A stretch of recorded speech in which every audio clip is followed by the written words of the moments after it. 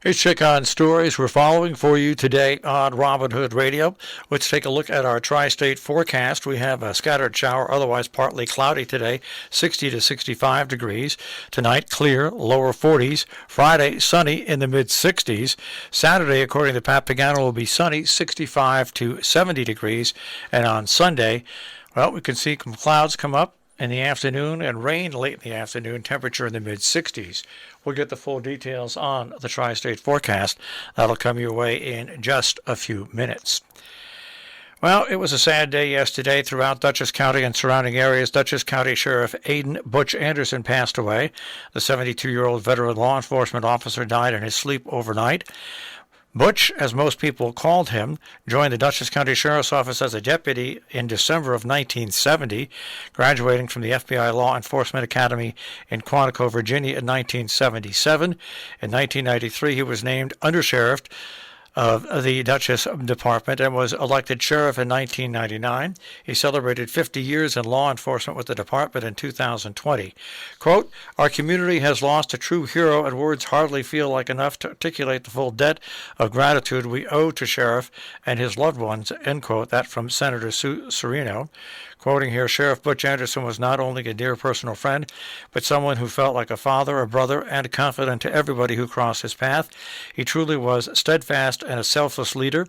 The sheriff leaves behind a wife, Danielle, 3 children. In December of 2020, an enormous celebration of Butch's storied career in law enforcement was held, including a parade that escorted the sheriff from Paulding to his office in Poughkeepsie. Well, at a community forum last evening, Sharon Hospital and New Vance Health announced a transformative plan to best meet the evolving needs of patients, families, and staff while ensuring a vibrant future for the hospital.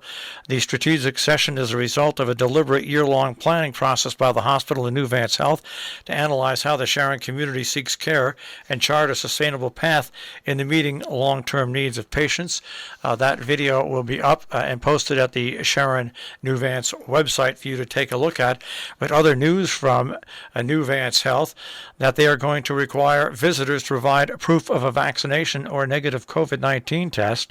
Effective October 5th, visitors to New Vance Health hospitals and facilities must provide proof of full vaccination or negative COVID-19 test results taken within 72 hours. That includes inpatients, emergency departments, New Vance Health medical practices, and ambulatory services. Special populations and visitors with extenuating circumstances may be asked to provide documentation, but that is not requirement now for a reason to visit. The Department of Consumer Protection in Connecticut has approved a state license to Foxwoods Resort Casino and Mohegan Sun to launch sports betting on the tribal reservations, while the Connecticut Lottery Corporation says it's aiming to roll out the first phase of retail and online sports betting during the first week of October. The Mashantucket Pequot Tribal Nation and its partner, DraftKings, Inc., on Wednesday announced the retail sports betting will begin on Thursday at Foxwood. Players can place bets at temporary DraftKings sportsbooks at Foxwoods and betting kiosks in the casino. Mohegan Sun will also accept sports wagers at its facility. Governor Lamont says the administration reported initial numbers of COVID that 22,000 out of 32,000 covered state employees are complying with the governor's vaccine or testing mandate. Approximately 19,000 executive branch employees reported being fully vaccinated against COVID-19 by the deadline. 3,000 others opted for weekly testing, according to preliminary counts. The responses from the remaining 10,000 were being processed. There were no interim figures available on the number of applications for medical and religious exemptions from employees working in state-run hospitals and long-term care settings who need one to qualify for weekly testing, or the number of approved and rejected exemption requests. Bard College is pleased to announce that Nicholas Alton Lewis will join the college as Associate Vice President for Academic Initiatives and Associate Dean in the Office of the Dean of the College at Bard. Effective January 2022, Lewis has previously served as Assistant Dean of the College at Bard. Preliminary talks in Great Barrington about restricting short-term rentals in an effort to address rental housing security again met resistance from homeowners and others who make a living through renting. Members of the Planning Board and Select Board Housing Subcommittee cautioned the concepts floated in an early draft of the short-term rental bylaw are an exploration of its infancy, of whether the policies that include capping the numbers of days visitors could somehow free up housing stock for local long-term renters in a town where it's become almost impossible to find a long-term rental, affordable or not. A grant award has found Justice for Elders program some money. The Berkshire Center for Justice has been awarded a $12,000 Title III grant to help fund its Justice for Elders program, earmarked to offer free legal services to income-qualified people aged 60 years and older, with a focus on those needing and residing in Berkshire County. Here's check on stories we're following for you today on Robin Hood Radio. Weebatuck School District meets a financial aid night at the high school library at 6 p.m. Salisbury Congregational Church presents their Meeting House Music Meditation, a half hour of music for quiet reflection, free to the public at 12 noon on Friday. It's held at the Salisbury Congregational Church in Lakeville.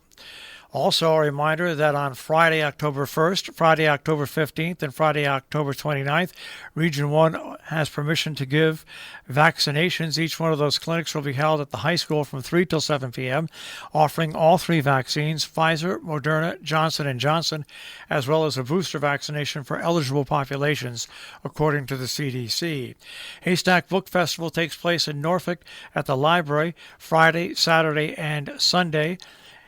Live streaming and in person. For more information, you can go to facebook.com Haystack Book Festival. The Stockbridge Library has their annual book sale on October 1st, 2nd, and 3rd at the library front lawn, Main Street in Stockbridge, stockbridgelibrary.org. The Ancrumdale, and Boston Corner Hamlet planning groups invite you to an informational meet and greet party on Saturday from 4 till 6 at the Surface Library on Route 7 next to the Ancrum Post Office in Ancrum, New York. Because of COVID, they're erring on the side of caution, asking you to bring your favorite beverage and snack for your own consumption, along with a mask if you wish to enter the gallery. RSVP to corcoran@gmail.com. Kent Memorial Library presents Kent Quiz Night. Saturday, October 2nd at 7 p.m. Doors open at 6. Proof of vaccination is required for entry. It will be held at the Connecticut Antique Machinery Association, 31 Kent Cornwall Road in Kent, Connecticut. The quizmaster will be Cheryl Marshall, MC Steve Penner. To form a team of 4 and give it a name is $50 per team. $60 at the door, plus a bottle of wine. You may register in person at the library or online at kentmemoriallibrary.org. Our business brief is underwritten by Morgans at the Interlaken, interlakenin.com. You'll also find them on Facebook and Instagram, and also underwritten by Salisbury Bank and Trust, salisburybank.com. The Dow Jones Industrial Average will start off today at 34,390.72, the Nasdaq at 14,512.44, and the S&P 500 at 4359.46. We'll take a look at that tri-state forecast. That'll come your way in just a few moments.